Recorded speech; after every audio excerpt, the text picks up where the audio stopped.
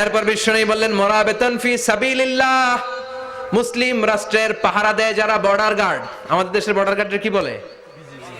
আগে বিডিআর ছিল, এখন বিজিবি।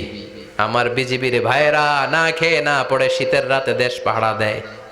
বিএসএফ এর গুলিতে যদি মারা যায় এটা শহীদ। সুবহানাল্লাহ। এর চেয়ে শ্রেষ্ঠ মৃত্যু আর হতে পারে? এরপর আল মাউতু আলা আমালিন সালেহ, কোন ভালো কাজের উপর মরণ। নামাজে সেজদা দিয়েছে, সেজদা অবস্থায় অনেকে চলে যায়, এরকম আছে না নাই? তাহাজ্জুদের যায় নামাজে মরণ দিও প্রভু আমায়, একামতে দিনের কাজে কবুল করে নিও আমায়। পড়েন আমিন। তাহাজ্জুদের যায় নামাজে যেন আমাদের মরণ হয়, পড়েন আমিন। রোজা অবস্থায় মারা যাওয়া, নেক আমল অবস্থায় মারা যাওয়া, এগুলো হচ্ছে আলামাত হুসনিল খাতিমা। আপনার শেষটা, বিদায়টা, মৃত্যুটা যে ভালো হয়েছে তার আলামত। আল্লাহ এই যে কথাগুলো বললাম, শ্রেষ্ঠ শ্রেষ্ঠ মৃত্যু, আমাদের মৃত্যুগুলো ওই রকম করে দিও। চিৎকার করে পড়েন আমিন, আওয়াজ করে পড়েন আমিন। এবার আলামাত সুইল খাতিমা, কিছু মৃত্যুর আলামত আছে, এটাই প্রমাণ করে এটা ভালো মৃত্যু নয়, এরকম আলামত আছে না নাই? এক নম্বরে হলো আল ইন্তেহার, আত্মহত্যার মৃত্যু। সমাজে আছে না নাই? উখিয়াতে তো নাই না? এদিকেও মরে, কি জন্য? কেন মরে? হ্যাঁ, বয়ফ্রেন্ড গালি দিছে এই জন্য?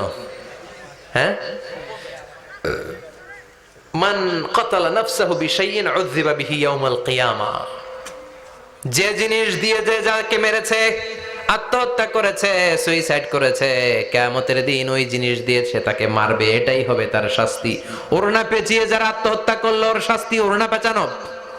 বিষ খেয়ে যারা মারা গেল তার শাস্তি জাহান্নামের বিষ খাবে আর চিৎকার করবে। ছুরি ঢুকিয়ে যারা মারা গেল জাহান্নামের আগুনে ঝলসানো ছুরি শুধু ঢুকাবে।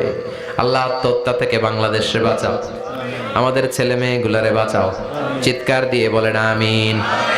আত-তাআক্কুদ ফিল লিসান ফিলা ইলাহা ইল্লাল্লাহ, আজীবন কালেমা পড়ে নাই, আজীবন কালেমারে বাস দিয়েছে, এখন মরার সময় সবাই কয় কলমা পড়েন, কলমা পড়ে, এখন পড়তে চায় মাগার মুখ দিয়ে বাইর হয় না। আছে না নাই? এরকম ডাকায় তুখিয়াতে নাই, কলমা পড়তে পারে না, আটকায় যায়, মরে গেছে। এই মৃত্যুটা কি ভালো?